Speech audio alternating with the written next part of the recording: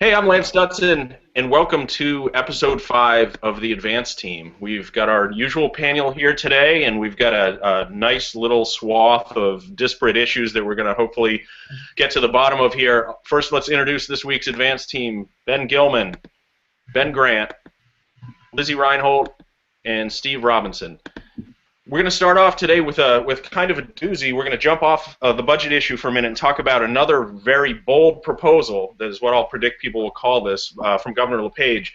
Last week, Governor LePage started talking about submitting legislation to create the position of lieutenant governor and to change drastically the way that we elect or pick our constitutional officers. Lizzy Reinholt, I'm going to start with you. Do you want the governor picking the attorney general from now on? Absolutely not. And, it's hard to even believe that he's serious when he talks about this. I think that, this is one of those bills he puts forward. He knows it's going to cause a ruckus. A lot of attention is going to be paid to it. And it's something that allows him to keep his sort of image of being someone who goes after people who don't always agree with him, and also allows him to distract from other more important issues like the budget. Steve Robinson, that's not really fair, is it? I mean, Maine is an outlier in the way we pick our Maine is the only state that elects its attorney general through the legislature. 43 other states do it through a popular election, and there's a handful of other states that have the governor appointed. I would personally like to see it elected popularly, but it doesn't make sense from an efficient government standpoint to have the attorney general at odds with the governor like we've seen. We've seen the attorney general clash continuously with this governor, and I don't think it's always been to the benefit of the people of Maine. So for people like Lizzy who want to protest this decision, they should really be defending why the legislature should elect the attorney general, because Maine is an outlier here. Well, I don't think there's a question. I'm sorry, Liz. Ben Grant, doesn't the governor deserve to have a legal counsel that he can trust? I mean, isn't the attorney general supposed to act on behalf of the administration? No, the governor has his own legal counsel, and the job of the AG is not to be a yes man or yes woman for whatever the governor wants. They're supposed to be the yes man for the legislature, because that's what Janet Mills is right now. Absolutely not. No, she's not. Janet Mills has butt heads with the legislature in time. She's sided with the governor on other issues. The most partisan attorney general we've had. Janet Mills is an attorney general who's actually representing the state of Maine, and she's tried to get the governor to not sign on to certain lawsuits that have cost the state tens of thousands of dollars and got us nothing. Janet Mills is doing her job. She's sided with the governor on a lot of issues that she's gone head to head with her own party on. She's representing the people, and she's representing the state. And I don't know that we change the way we do things just because Governor LePage has a hard time getting along with people. But Ben Gilman, isn't this? I mean, we've got a $2 million line item in the budget, right, for this legal contingency fund. I mean, I kind of think it's clever the way Governor LePage positioned this, because he's saying, look, we've got an extra governmental force here in the Attorney General's office that no one really took into account when they set up this structure. I mean, isn't he, by using by putting this out in the budget, isn't that a pretty clever way for Governor LePage to make the point? Yeah, I mean it is, and I think Governor LePage is shining light on it. But I think the real issue, and we got a little bit off topic, is I think the people of Maine should have a say of who their attorney general is. I know we elected through the legislature, but 43 other states elect their attorney general. So discussions like this can be held in front of the voter. I think we've talked about this around the State House for years. I think it's time we not only look at the attorney general, we look at the state treasurer and secretary of state's office to have them elected by the people of the state of Maine. Well, Ben Gilman, what about this idea of lieutenant governor replacing the Secretary of State? I mean, is that a plausible plan? I mean, plausible. I think it's a good discussion to have. I think we should focus more on constitutional offices and getting them elected by the people of the state of Maine, and then afterwards we can have a conversation about the lieutenant governor. We know the succession plan in the state is the Senate president kind of serves in that role here in Maine. So I think we should focus on AG, Treasurer, Secretary of State, and following, like Steve said, 43 other states elect their constitutional offices. I think it's important to remember, though, the conversation the governor's wanting to have isn't about popularly electing our constitutional officers. It's about him electing our constitutional officers. Well, that's not fair. I mean, he's not proposing. He would only appoint one attorney general. I think Lizzy has some animus towards the governor, but she should remember that we might have a Democratic governor in the future who would appoint their own AG. And I would be consistent in thinking that that's better than having the legislature appoint them. And why is it better than having the legislature? I think the legislature has proven that they're willing to look across party lines and choose the best person for the job. Look at what they did with the treasurer this year. It's about That's the first time that's ever happened. When Janet You Mills want to have the governor and the attorney general on the same side. You want to have them working cooperatively instead of butting heads. Like the current AG and this governor have been working against each other, and she's been partisan. She's been getting in political fights in the media, testifying in the legislature. She's been far too partisan, and I just think government would work better if we had an AG who was aligned with the governor, whether it's a Democrat or a Republican. Her goal, the Attorney General's role is not to do the bidding of the governor, it's to do the bidding of the state, and it's not our fault that we happen to have a governor who isn't always looking out for the best interest. It's unfortunate that she's doing the bidding of the Democratic Party. No, she's not. I agree with you, Lizzie. It's unfortunate that she's a partisan hack. But isn't it the... Can I jump in? I don't think we need to have an Attorney General that is aligned with the governor. I think we're missing the point here. I think we need to have an attorney general that speaks to the people. Shouldn't be aligned with a political party in the legislature who has a majority. They should answer directly to the people. Okay, but that's not what the governor's putting on the table. So next topic here, along the lines of, I think Lizzie's voiced her perspective that the governor is kind of unconventional in the way he proposes things sometimes. This prison consolidation situation has really become quite a mess pretty quickly. And my understanding right now is the governor disagrees with the structure of our prison system, the way the state and the counties interact and fund prisons. He thinks they spend too much. And so he's not appointing people to the Board of Corrections, which has, through attrition, made the Board of Corrections not able to function because they don't have a quorum. So this has caused the legislature now to consider either taking the power of appointment away from the governor legislatively, or what the governor appears to want to do is have them rewrite the entire system. Ben Grant, is this the way that that a chief executive should handle things like this, by kind of, I mean, it strikes me as a very confrontational and a very kind of roundabout way of trying to fix something. Shouldn't he just propose legislation first? Well, I think confrontational is what Paul LePage's signature way to do things. We just had this discussion about how he wants to change the AG and the Secretary of State. We had this whole thing about President Fitzsimmons last week. It doesn't surprise me at all ever the tactics that this guy takes anymore. I guess I'll let Lizzie talk to the issue itself. She's the one who knows a little bit more about consolidation than I do. Sure, Lizzie. What do you think about this? I mean, there's a problem, right? We've got overcrowding, we've got underfunding, we've got runaway spending. I mean, something has to happen here, right? Well, yeah. I mean, this goes back to the fact that we consolidated jails in 2008. The state sort of took over that, that county jail aspect, and we put a property tax cap on how much property taxpayers would have to pay towards the jails. In which case, the state agreed that they would make up that cost. The state hasn't made up that cost and hasn't been properly funding them. But, I think what happens with any type of consolidation effort is that, you see that there are pitfalls of it. And what we're seeing is that there are winners and there are losers, and we're not following through with exactly what consolidation was meant to be. I think it's important to revisit it. We put it into place. There are obviously problems happening. This isn't even a partisan issue necessarily. There are Democrats who also don't like the way consolidation is moving forward. So perhaps the way the governor's going about it isn't necessarily the right way, but it's an important conversation. We just have to see sometimes a one-size-fits-all model isn't the best model for this state. We have a really rural state and a state that also has urban areas. We have to make sure that we're providing a model that best serves everyone. And no matter what, property taxpayers shouldn't be on the hook to pay for all of their jails. So, Steve Robinson, though, isn't this a little bit out of track with what the governor's proposing through his budget? I mean, aren't we looking at now deconsolidation and potentially eliminating potential fixes for the redundancies in the system? I mean, my understanding is that there is a plan in place that the folks in charge of the prison system got together and came up with ways where they could take advantage of holes, empty beds in one county and overflow in another. But they haven't been able to implement it, according to them, because of the way the governor has handled these board appointments. I mean, isn't that the opposite of the spirit of the rest of his budget that looks to consolidate and find efficiencies? Well, I haven't reviewed the prison consolidation in and of itself, but I would look at the flip side of the coin, which is if you have too many people in prisons, maybe we have an over-criminalization problem. Maybe we should focus on legislation. I know that there are some of the more libertarian members of the legislature looking at ways. Eric Brakey is looking at ways that we can reduce our prison population. Obviously, public safety comes first, but I think that there are things that we can do that the people on the left, people on the right could both agree with to have fewer people in our jails. Right, Yeah, I mean, that's a great solution.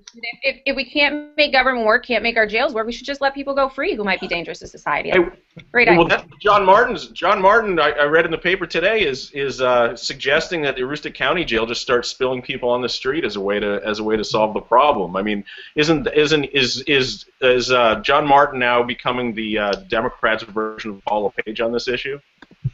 No, I mean, look, Jeff McCabe has also signed on to a bill to backtrack on jail consolidation. Somerset County is an example of a county that could actually see a lot of increased revenue because they do have a bigger jail. They could have prisoners come to the jail and they'd make revenue off of that. You know, the bottom line is jail consolidation wasn't perfect. The state hasn't met its obligation. It's something to revisit. And we always say if it ain't broke, don't fix it. But if it is broke, then you should do something about it.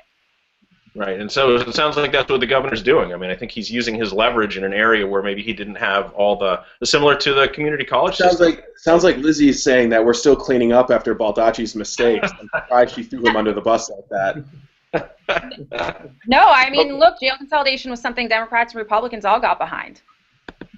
Okay, so here's another issue that is, it's gotten a little blog attention. Mike Tipping has brought this up, but it's I know something that the Democrats are starting to I think salivate over, this idea, this bonus depreciation issue. Tipping had a column a couple weeks ago where he described this retroactive equipment tax credit that he felt was just a complete violation of fairness. Lizzy, do you have kind of the rundown on this thing for us?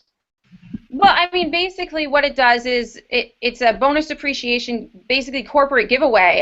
The purpose of it is that technically you would incentivize big companies to have spending on different investments, and then they'd be able to apply for some sort of bonus depreciation credit so that they could make up some money in lost value of what they purchased. But the way this is going to apply is that it applies retroactively. The purpose of this credit is to get businesses to invest, to get businesses to purchase things.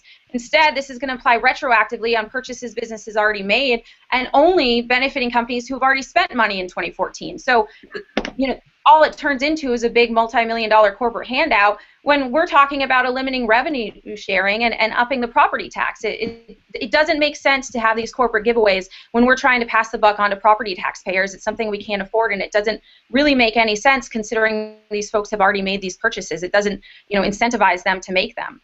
Sure. Which is the sole So Ben Gilman, so my understanding on this is that, first of all, that this is conformity with the federal tax code, which is something that all businesses want because it makes life easier and it reduces paperwork costs.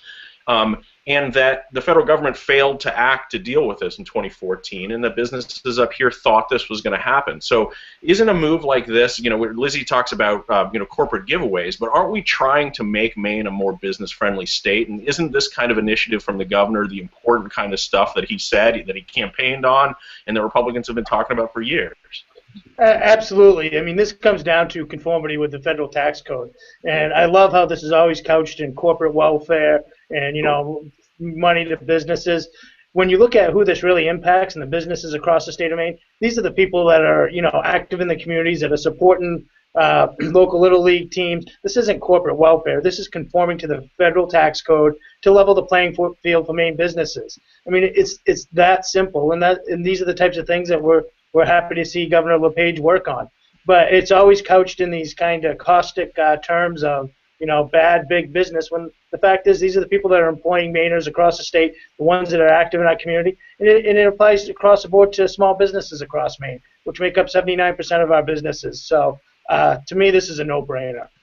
Right. The other thing that I understand, too, is that this depreciation is for equipment and things that are purchased in Maine. This is would have a, if it were going forward, it would have some kind of stimulative effect up here, but this isn't this isn't just big giant corporations getting checks from the state of Maine. That this is talking about fostering a more a better business environment in Maine. So next topic I want to jump into, completely different. The ranked choice voting has been a discussion up here. The city of Portland used it last time in their mayor's race, and basically I think it's safe to say that folks that didn't like the results of the 2010 gubernatorial election, particularly Elliott Cutler supporters and Democrats, are interested in looking at a way to get a more than 50% governor up here. So these folks have initiated or started initiating a ballot drive to put ranked choice voting for federal and state offices on the ballot this fall. And the newspaper reported last week that they decided on second thought to move it to 2016 instead. And I noticed in it, I think it was Dick Woodbury that had said that they had 61,000 signatures exactly, but that they were just going to wait to educate the public. Ben Grant, there's something funny about this to me. I mean, why would they start that initiative, go out, gather signatures, get all the signatures, and then decide to hold back?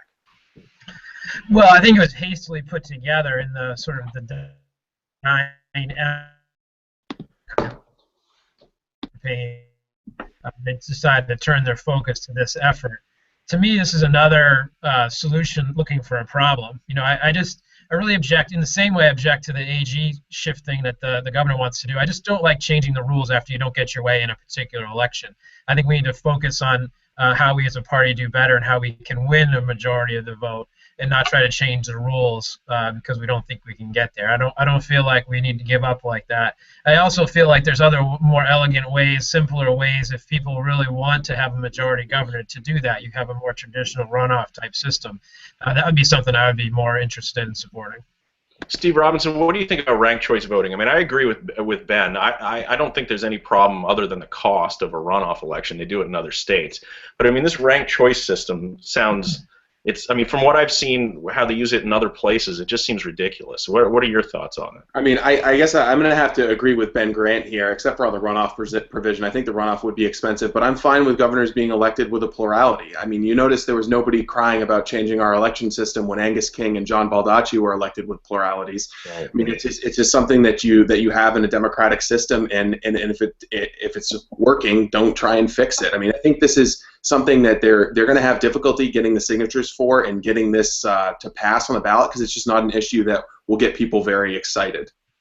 So, Lizzy, is this also a matter of maybe them testing the waters and not seeing the enthusiasm they thought they might see on it? Well, I mean, there's no doubt. I mean, when you do a referendum, you need more than the number of signatures that are required. 61,000 signatures are required to be able to get on the ballot. But there are a certain amount of signatures that are going to get thrown out, and that's why folks like Clean Elections, they collected over 80,000 signatures, knowing that they needed that cushion to be able to get on the ballot. I think for this, it's clear they didn't get the amount of signatures they needed to know that they could qualify. I do think that sends a bit of a message that either there's more voter education they have to do, or folks aren't as enthusiastic about this as they once thought. The Clean Elections folks were collecting signatures around the same time frame, and were able to collect over 80,000. But even if this does pass at some point in the future, I think we can all agree that Elliott Cutler will never be the governor of Maine. Yeah, I think that's true. Yeah. Okay, so to finish up, just around the horn here, we haven't talked about it on a couple episodes, but just real quickly, the budget is still the big topic up in Augusta. And Ben Gilman, I want to start with you. Just what's your general impression of where it's going? How is the governor's team doing with the budget? And what do you think we're going to look at going forward with it?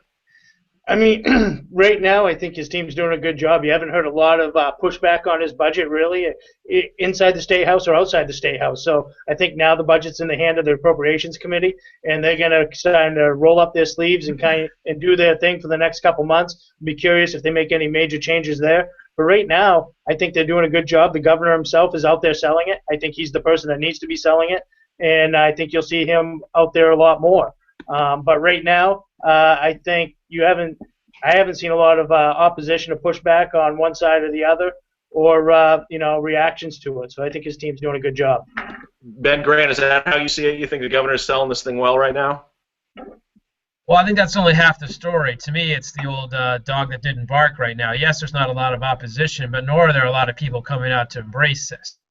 You know, if this was a widely popular proposal, I think you'd see a lot of people, whether it's press conferences in the State House or business groups or labor groups or whatever around the state saying, yeah, this is the type of thing we need to do. You don't hear any of that either. So I think the selling job is still what the governor's going to have to do for a while. We'll see if he's successful. Steve Robinson, I mean, what do you read of? I mean, I think Ben's kind of right. It's been fairly quiet about this thing since the initial burst. Are people just trying to figure it out, or what's going on? Well, I think some of the critics of the budget are remaining a little bit quiet because they're on the governor's side of the fence. I think that there are some conservative lawmakers who are unhappy with an increase in the sales tax. Some of them signed a taxpayer protection pledge, and they're trying to figure out how they can communicate to their voters that, yeah, I promise not to raise your taxes, but I voted for this budget that does raise your taxes, but you'll see savings over here.